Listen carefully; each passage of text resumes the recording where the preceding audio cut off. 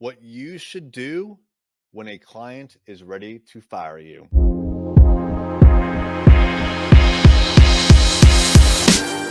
Hey there, it's Eric J. Olson. Unfortunately, sometimes clients won't be happy with you. Every once in a while, I will get an email or I'll get a phone call or a text message from a client, and they'll be frustrated with us. And like every time that happens, I have a decision that I have to make. How am I going to respond? Now, in the past, sometimes I have responded better than other times. What I've concluded is that when this happens, I need to, first of all, I need to research it because honestly, I don't know the ins and outs of every one of our clients and our projects at this point. We have something like 70 clients here at Array Digital. We've got several more at Rival Digital.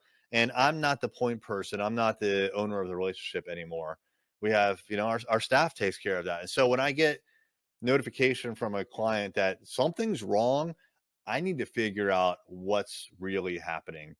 And I may have heard like grumblings a little bit here and there from the team about this particular project or client, but I don't often dig in unless it becomes a bigger issue. And certainly when I get contacted by a client, it's a bigger issue. So what should you do when you get contacted by a client? So I already kind of like explain what I do. Number one, I research. So by research, what I do is first, usually I talk to the team. Now, if I get a phone call from the client, I'm not going to say, I can't talk to you. I'll call you back later. No, I'll talk to them and then I'll get their side of the story first. But what I really need to do is get both sides of the story, right? So I need to find out from the team, like what is going on. And then I need to find out from the client, okay, what's going on? And usually the stories are a little bit different, frankly, right? So I need to kind of reconcile those two stories and the facts and figures and alternative facts, if you will, and kind of come to my own conclusion on what's going on. More often than not, to be 100% honest, we are at fault. Maybe not 100% at fault, but certainly there is blame to be cast in our direction. And so, what I'll do is I'll ask the team what's happening. I'll ask the client what's happening, and then I will start to talk to the team and the client and explain, like, kind of both sides, if you will, and kind of broker that reconciled truth, if you will, that I've established, but also kind of figure out what the next step is, right? And actually, not even kind of figure. Like I usually spring to action at that point, and I will kind of, if you will, supersede the team and say, okay, look, guys, I'm going to be temporarily in charge of this project, and I'll tell the client they can reach out to me whenever they want for anything, and I'll set up a regular cadence with the client to let them know what's happening. So this is going on right now, by the way. One of the clients emailed me, and he's frustrated and he doesn't understand what's going on. So I reached out to him and I said, okay, well, hey, look, first and foremost, I want to continue to work with you. Is that the way you feel as well? Do you want to work through this or are you done with us? Because if you're done with us, we'll have a different discussion. He said, no, I want to work through it. I said, all right, cool. So I already knew what the problem was from talking to the team. He had already told me at that point what was going on, on his side.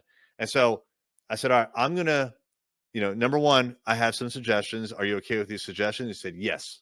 Cool. I'm going to go tell the team to implement. And I would like to talk to you again tomorrow. And so I scheduled another meeting with him, just me and him.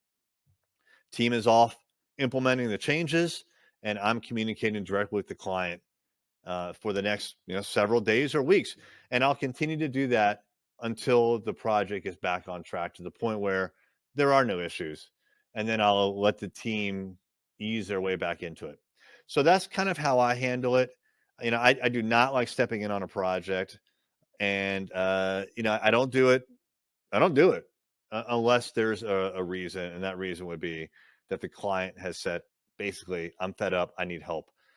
Now, I've also, by the way, asked the clients to reach out to me if there is an issue. So, part of our new client onboarding process is about a month into the project, I will write them a handwritten card and I'll tell them if there's any issues whatsoever, feel free to email or call me at any time for any reason. And I'll give them my cell phone number to make sure that they can reach me directly.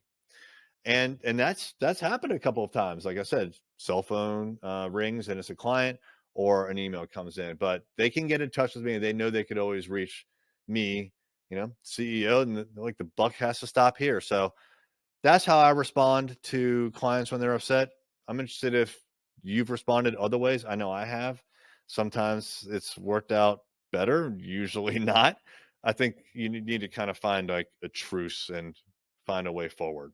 So if you've handled it differently, let me know. You can always hit me up on any social media at I am Eric J. Olson. Hey there, it's Eric J. Olson. I wanted to let you know about my book, $1 Million Journey: How to Launch a Seven-Figure Business.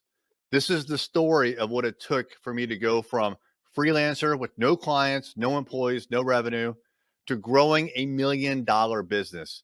It took me 8 years and I made a lot of mistakes. And all of those mistakes, and more importantly, lessons learned, are in this book. And we have chapter takeaways, 5 to 15 takeaways that you can apply right now to your business. Check it out on Amazon, $1 Million Journey by me, Eric J. Olson.